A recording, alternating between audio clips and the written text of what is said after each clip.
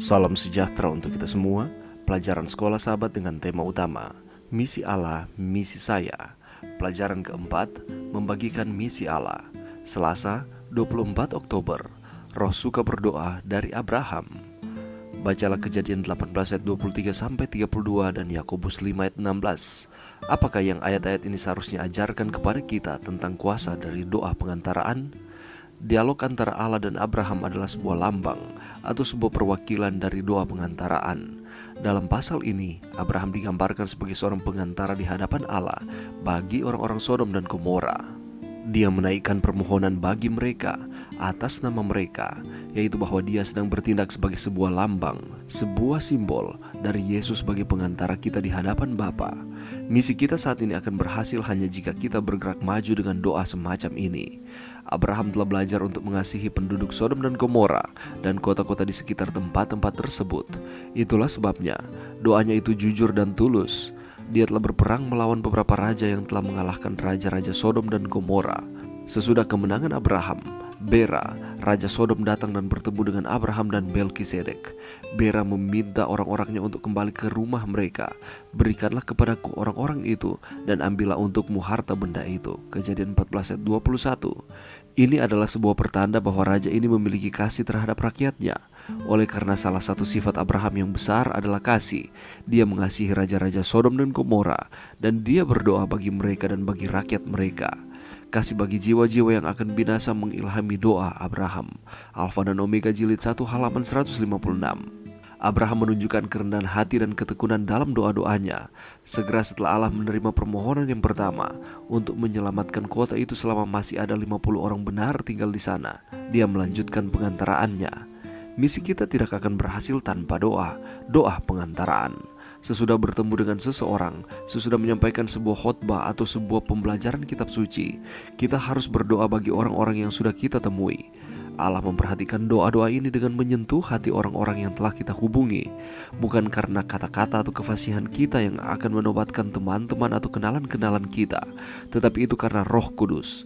Itulah sebabnya di dalam misi apa saja yang di dalamnya kita terlibat, kita harus berdoa bagi setiap orang secara pribadi. Bacalah Roma 8 ayat 34 dan Ibrani 7 ayat 25. Apakah yang dikatakan ayat-ayat ini kepada kita tentang apa yang Yesus lakukan bagi kita, dan bagaimanakah kebenaran ini bisa menolong kita untuk mengerti dengan lebih baik mengenai peran kita sebagai pengantara bagi orang lain? Pelajaran yang bisa kita dapatkan pada saat ini, mari kita lihat bersama di dalam Yakobus 5 ayat 16 bagian B. Di sana dikatakan, doa orang yang benar bila dengan yakin didoakan sangat besar kuasanya. Pemazmur menyatakan bahwa hanya orang-orang benar, atau dapat diterjemahkan di sini orang saleh, yang boleh datang kepada Tuhan. Di dalam Mazmur pasalnya yang ke-15, orang benar yang dimaksudkan adalah orang yang hidupnya tidak bercela dan hidup dalam kebenaran. Orang benar ini adalah mereka yang mengasihi Tuhan dan menuruti setiap ketetapan-ketetapan yang Tuhan berikan. Firman Tuhan menegaskan pula bahwa apabila orang benar berseru-seru lewat doa kepada Tuhan, dia akan memperoleh pertolongan, karena mata Tuhan tertuju kepada orang-orang benar dan telinganya kepada teriak mereka minta tolong. Dan dari ayat ini jelaslah bahwa ada kuasa yang sangat dahsyat yang Tuhan berikan kepada orang-orang benar yang sungguh-sungguh berdoa, dan doa yang dimaksudkan di sini adalah doa pengantaraan. Ada banyak kisah di dalam Alkitab yang menceritakan betapa berkuasanya doa pengantaraan dari orang benar itu. Kita telah melihat pelajaran kemarin di mana ada dialog antara Allah dan Abraham, dan ini adalah sebuah lambang, sebuah perwakilan dari doa pengantaran yang Abraham sampaikan kepada Tuhan. Dan apa yang telah Abraham lakukan ini merupakan simbol di mana Yesus sebagai pengantara kita di hadapan Bapa. Misi yang Allah percayakan kepada kita yang harus kita sampaikan sesuai dengan karunia kita masing-masing akan berhasil hanya jika kita bergerak maju dengan doa pengantaran yang mana Abraham pernah lakukan. Abraham telah belajar untuk mengasihi penduduk Sodom dan Gomora dan kota-kota di sekitar tempat-tempat tersebut. Itulah sebabnya doanya jujur dan tulus. Dan oleh karena salah satu sifat Abraham yang besar adalah kasih, dia mengasihi raja-raja Sodom dan Gomora, dan dia berdoa bagi mereka dan bagi rakyat mereka. Kasih dari jiwa-jiwa yang akan binasa mengilhami doa Abraham. Bagaimana dengan saudara dan saya ketika kita berdoa kepada Tuhan, ketika kita berdoa untuk saudara-saudara kita? Abraham menunjukkan kerendahan hati dan ketekunan dalam doa-doanya. Kita harus tanamkan di dalam pikiran kita bahwa ketika Allah memberikan misi kepada kita untuk menjangkau jiwa-jiwa, menyampaikan Injil kekal, kabar keselamatan, itu tidak akan berhasil tanpa doa pengantaraan. Itulah sebabnya kita harus berdoa, menyampaikan setiap permohonan-permohonan kita kepada Tuhan, dan jangan pernah melupakan untuk kita mendoakan satu dengan yang lain. Ada beberapa kisah lagi di dalam Alkitab yang menyatakan bahwa doa orang benar itu besar kuasanya. Ialah Elia, dia berdoa dengan sungguh-sungguh kepada Tuhan dan mujizat pun terjadi.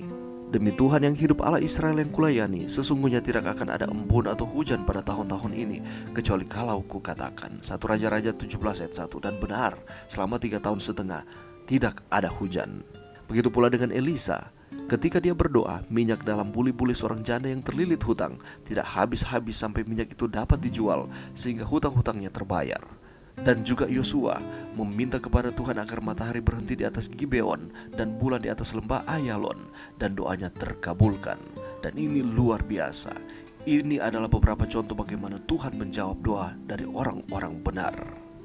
Ketika kita berhasil di dalam pelayanan yang Tuhan percayakan bagi kita, bukan karena kata-kata atau kefasihan kita yang akan menobatkan teman-teman atau kenalan-kenalan kita, tetapi itu karena Roh Kudus.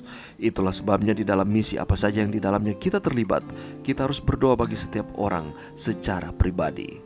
Mari pada saat ini kita meluangkan waktu untuk kita dapat mendoakan satu dengan yang lain secara pribadi di mana saja kita berada, karena doa orang benar besar kuasanya. Mari berdoa. Terima kasih Tuhan atas firman-Mu pada saat ini. Bantu kami Tuhan untuk kami terus setia kepada Tuhan. Kami dapat mempraktikkan doa pengantaraan di mana saja kami berada. Ini doa kami Tuhan, di dalam nama Yesus. Amin.